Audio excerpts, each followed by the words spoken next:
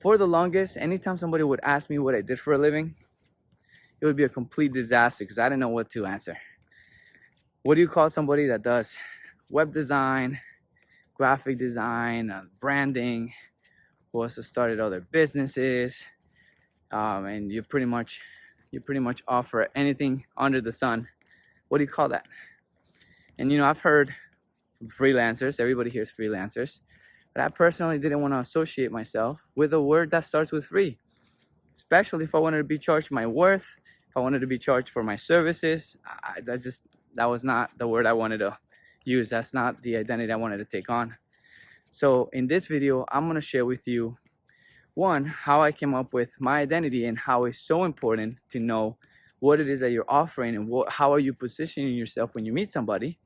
Two, what I did to actually start making money and stop being busy. And then lastly, how you, by doing this one thing, is going to make a heck of a difference in your creative business, whether you're a graphic designer or web designer, if you're in the creative space, or even if you're thinking of starting your own business. This one thing is going to help you in growing your business faster than you ever dreamed of. For those of you that don't know me, welcome to my channel. My name is Alejandro, and I help people start their web consulting business. And if you want to learn more about what I do, the link is on the description below. So with that said, let's get walking. Hello, what's your name? So here is how I came up with my identity. Now, I would be, like I share, I'm offering all these different services, and anytime I would meet somebody, it would be completely awkward. And what's crazy is, like, if I'm confused about what I am or what I do, imagine how other people are going to be. They're going to be confused, if not more confused than you are. So it was really important for me to get this right and figure out, what the heck am I? And I struggled with this for a while. And it's funny because even when I would get a client and I would go to their office and they would say, oh, my website guy is here, even the website guy would rub me the wrong way. And I know it had to do with ego too, and ego does come from insecurities, but I just felt like I was so much more than just a website guy. And I was so anytime somebody would call me, oh, you're my website guy, or he's the website guy, I just feel weird. So after a while, I was struggling with this, and then I realized that I was doing a lot, and I thought I was going to make more money by offering all these extra services. Because when I first started this, I started just with websites.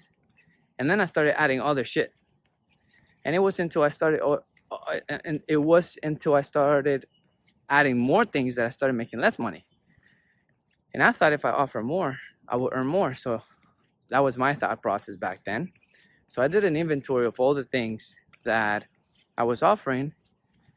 And a lot of the things that I was offering, customers either were not really happy with the results. Like, for example, social media marketing. I would go to different clients and I would record videos and photos. And they're like, yeah, they're cute. They would say they're cute pictures and all that cute content, but I don't see this helping my business. So it's like, it was just a lot of services that I'm like, what am I doing? And yet I kept neglecting the service that paid me the most, which was my websites. And so here I am, I'm looking at all of my services and I'm like, well, websites is the one that pays me the most. I charge $5,000. I do an amazing job for my client. I create the best salesman of their business, working 24/7, and they pay me monthly to maintain it. Why am I doing all this other silly stuff that it's not really bringing anything other than keeping me busy? So what I did was I got rid of them and I focused on 3 things only, one of them being websites. My websites, my website maintenance. And from that point, I started calling myself a web designer. So anytime I would meet somebody, hey, what do you do? I'm a web designer. But then something still bugged me because I'm not the website guy, I'm a web designer, and I felt like I could bring so much more value to these customers, but I kept limiting myself by what I called myself, which was just a web designer. I'm not trying to put down web designers. What I'm saying is I feel like I can deliver so much more value than the name web designer didn't do anything, didn't give a glimpse of the value that I could possibly bring somebody. It's like saying you have a little pill that can get you abs like instantly, and you call that Tic Tacs. like this, no. So I looked and I got really pressed into what I was really good at. And I'm really good at, sure, I make amazing websites that get results for my clients. But what I'm even better at is consulting with clients and help them truly fix problems that they have in their business with my websites, right?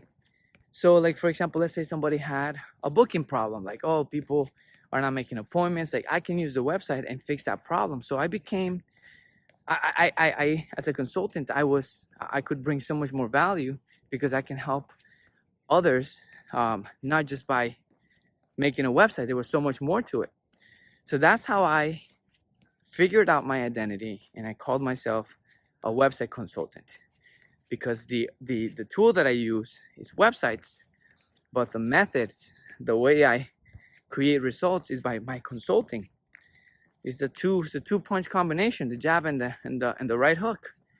So that's how I started calling myself a web consultant. And let me ask you, when was the last time you met a website consultant? Anytime I ask that question, people say, no, you're the first one. So being able to look at yourself and reinvent yourself and seeing what you're really good at and create, recreate yourself. That way, when you say what you do with people, it's like, oh, it's new, it's different. Like, what? Because everybody's unique. Not one person in this world is the same. Even identical twins, you might see them physically, they might look, but they're not 100% the same. So you should not be calling yourself the same as everyone else. So what I invite you to look at is look at what you're really good at and create an identity that's going to serve you and your business. And for me, web designer wasn't working. So that's what I would say as far as how I transform myself into a website consultant. And something to note here, you can ask this question to my 4-year-old son. If you ask my son, hey Gianluca, what is I am? I am the most powerful statement you can make about yourself. That's awesome. What are you doing? Drawing? Yeah. I am is the most powerful statement you can make about yourself. And that's amazing. And I love sharing that with him. And I taught him that because I want him to know it's important that what you call yourself is essentially, whatever you call yourself is the actions are going to just derive from your identity, from who you say you are in the world. If you're like, I'm bad with technology, well, you're going to do whatever it takes to showcase that you are bad at technology. If you're bad at sales, you're going to make sure you do whatever you can to prove to yourself that you are bad with sales. So I am is the most powerful statement you can make about yourself. So with that said, consider looking at what you're calling yourself, and is that really giving a little glimpse of your capabilities of what you can do for other people, in your business? So that's one. And so the second part to this is really looking at all the services that you're offering and getting real with yourself. And are these services helping my business, or are they just taking away and distracting me? And anytime I meet somebody and I ask them what they do, and they're like, they have their own agency, marketing agency. And I'm like, that's awesome. What services do you offer? They're like SEO, Facebook ads, all this stuff. And I'm like, oh, cool. How many employees you have? He's like, oh, it's just me, or it's just me and my wife. And when I hear that, I hurt for them, because I know what they're saying is, I'm not making money. I'm trying to figure everything out. And And there's nothing wrong with that. But when you do this for so long and you're just trying to figure it out, and you're trying to, or maybe you figure some stuff out, but you're trying to continue doing everything, knowing that you already got some success in some of the services that you offer, you're doing yourself a disjustice, because there's no way someone can be offering all these things and get great results. I know this because that happened to me. I used to be the guy who was sold it all. And so when I hear people tell me, oh, I do all these things, don't. You're doing yourself a disservice by offering everything. Focus on one thing that you're really great at, and maybe you can have two other services that can allow you to get people to buy something that they can get an immediate result, and then you can sell them your big thing, right? So I'll go over more videos about the different services and offers that you can possibly create for your business. But the point is, you won't be able to get results when you're offering everything. Now, it's a different story if you're like, hey, you have a business partner and you have 5 employees, 10 employees, each one is focusing on one thing. That's a different story. That's an agency. But majority of the people, they call themselves agencies, but they only have one employee themselves. So what do you mean an agency? That makes no sense. So that is the second part, just getting real with your services, getting real with your identity, because it does matter. It is important what it is that you're labeling yourself in this world. That's going to ultimately create opportunities. And what you call yourself is essentially a glimpse. You give a glimpse of what it is that you can offer to the marketplace. Oh, there's a little bunny. Oh, I wish I can turn the camera. Let me see. Nah, sorry guys. And lastly, I want you to look at all of your offers, right? All of your services, and find out which one is the one that you actually deliver the results to your customers the quickest.